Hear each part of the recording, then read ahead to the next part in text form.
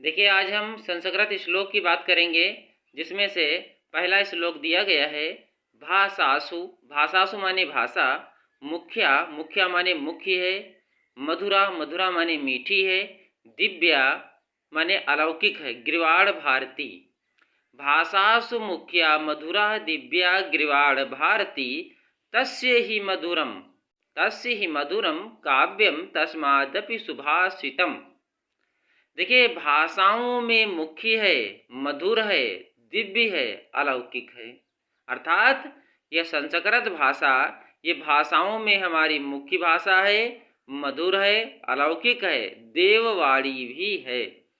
तस्य ही मधुरम, तथा इसका जो काव्य है, वह काव्य यानी गीत कविता की तरह जो पढ़ा जाता है, श्लोक की तरह पढ़ा जाता है, वह और भी मधुर है, मीठा है। तस्मादपि सुभाषितम, तथा इसके जो जो इसका काव्य है, उसमें कहे गए सुंदर वचन भी और प्रभावपूर्ण हैं। इसी प्रकार से हम दूसरा श्लोक देखेंगे, जिसमें दिया गया है सुखार्थिनः कुतो विद्या। देखिए, सुखार्थिनः कुतो विद्या, विद्यार्थिनः सुखम, सुखार्थी वा तजेत विद्याम, विद्यार्थी वा तजेत सुखम। सुखार्थिनः कुतो विद्या, यानी सुख चाहने वाले को विद्या कहाँ। कुतो माने कहाँ, कुतो विद्यार्थिनः सुखम, और विद्या चाहने वाले को सुख कहाँ। देखिए, सुख चाहने वाले को विद्या नहीं मिलती है, और विद्या चाहने वाले को सुख नहीं मिलता है। सुखार्थी वा तजेत विद्याम, अगर सुख चाहना है तो आपको विद्या को त्याग देना चाहिए। विद्यार्थी वा तजेत सुखम, और अगर विद्यार्थी बनना है तो आपको सुख को त्याग करना चाहिए। तो ये हमारे संस्कृत श्लोक की सीख है, और ये सुंदर वचनों से युक्त ये बातें कही गई हैं कि अगर सुख चाहना है तो हमें विद्या को ही त्याग देना चाहिए, और विद्या चाहना है तो सुख यानी आराम को त्याग देना चाहिए। तीसरा श्लोक हमारा है, ये और भी प्रभावपूर्ण है। क्या है? जल जल बिंदु निपातेन कर्मशः पूर्यते घटः, घटा माने घड़ा, सह हेतु सर्व विद्यानां धर्मस्य च धनस्य च। जिस प्रकार जल बिंदु, बिंदु माने बूंद बूंद करके, जिस प्रकार बूंद बूंद करके, देखिए कर्मशः माने धीरे धीरे, पूर्यतः, पूर्यते माने पूरा हो जाता, घटः माने घड़ा, जिस प्रकार बूंद बूंद करके घड़ा भर जाता है।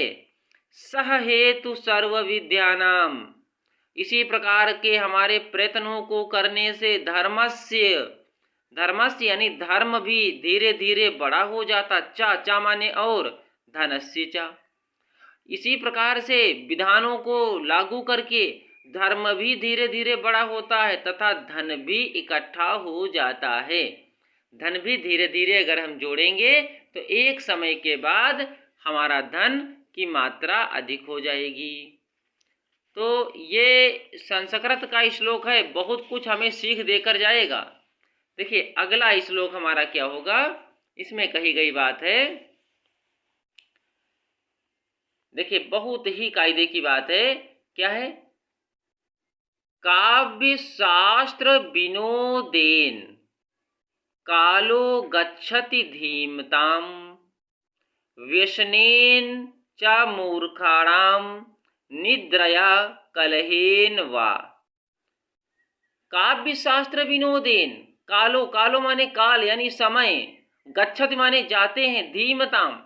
देखिए, जो समाज में अच्छे प्रवृत्ति के लोग हैं, वे अपने खाली समय को, देखिए काव्य शास्त्र विनोदेन, समाज में जो अच्छे प्रकार के लोग हैं, वे अपने खाली समय को कापी, किताब, पुस्तक, धर्म ग्रंथ पढ़ने में समय को व्यतीत करते हैं। यानी समाज में पढ़े लिखे हैं, अच्छी प्रवृत्ति के लोग हैं, अपना जब खाली समय मिलता है तो वो काव्य शास्त्रों को पढ़ने में अपने समय को व्यतीत करते हैं। व्यसनेन च मूर्खणाम, देखिए, व्यसनेन च मूर्खणाम निद्रया कलहेन वा, और समाज में पढ़े लिखे तो हैं लेकिन कुछ दुष्ट प्रवृत्ति के लोग हैं, तो वो क्या करते हैं कि अपने खाली समय को व्यसन करने में, दारू शराब जुआ गांजा, इनमें समय को व्यतीत करते हैं। चा माने और, मूर्खाराम, मूर्खों जैसी बातें भी करते हैं। निद्रया, खाली समय में वो निद्रा को ले लेते हैं यानी सो जाते हैं। कलहेनवा, लड़ाई झगड़ा भी करा देते हैं। तो समाज में जो अच्छे प्रवृत्ति के लोग हैं वे अपने खाली समय को बेकार नहीं करते हैं, अपने खाली समय को काव्य शास्त्रों को पढ़ने में समय को व्यतीत करते हैं। तथा समाज में जो बुरे प्रकार के लोग हैं तो वे खाली समय को व्यसन करने में समय को व्यतीत करते हैं तथा मूर्खों वाले काम करते हैं। निद्रया कलहेनवा, और वो सो जाते हैं या लड़ाई झगड़ा में भाग ले लेते हैं या फिर लड़ाई झगड़ा करा देते हैं। तो अब अगला श्लोक हम देखेंगे जो कि 5वां श्लोक है, वो भी एक छात्र जीवन पर लागू होता है। न चौर्यहार्यम न च राज्यहार्यम न भ्रात भ्रांजी न च भारकारी, न चौरहार्यम न च राजहार्यम न भ्रात भ्रांजी न च भारकारी।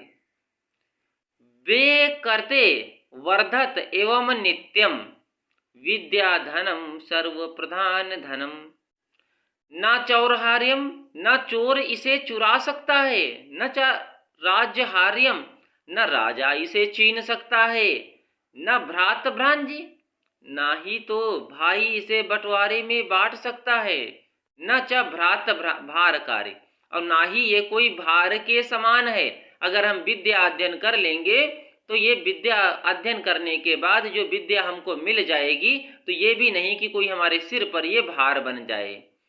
तो देखिए, विद्या शिक्षा के बारे में बात कही गई है कि न चौरहार्यम, न चोरी से चुरा सकता है, न च राज्यहार्यम, न राजा इसे छीन सकता है, न भ्रात भ्रांजी, न भाई बंटवारे में बांट सकता है, न च भारकारी, और ना ही ये कोई भार के समान है।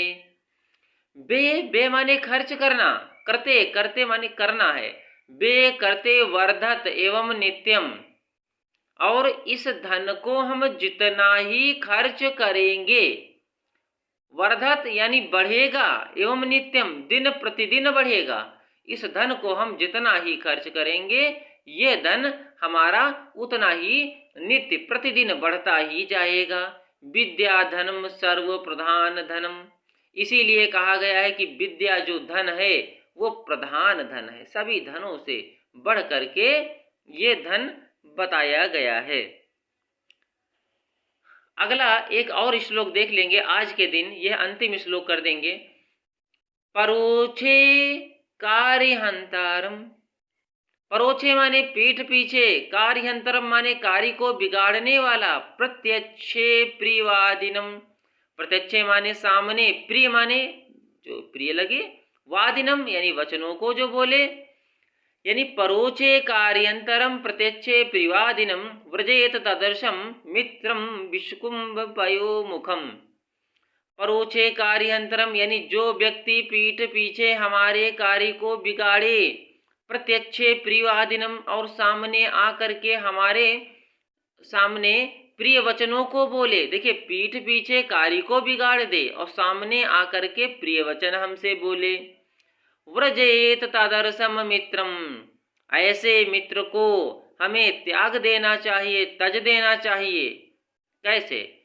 विषकुंभम पयोमुखम, जिस प्रकार से हमें ऐसा समझना चाहिए ऐसे मित्र को कि जिस प्रकार से कोई भी कुंभ, कोई भी घट, जिस बर्तन में नीचे पूरा विष का विष हो लेकिन ऊपर थोड़ा सा अमृत हो, उस घड़े को हम त्याग देते हैं, उसी प्रकार से ऐसे मित्र को भी हमें त्याग देना चाहिए।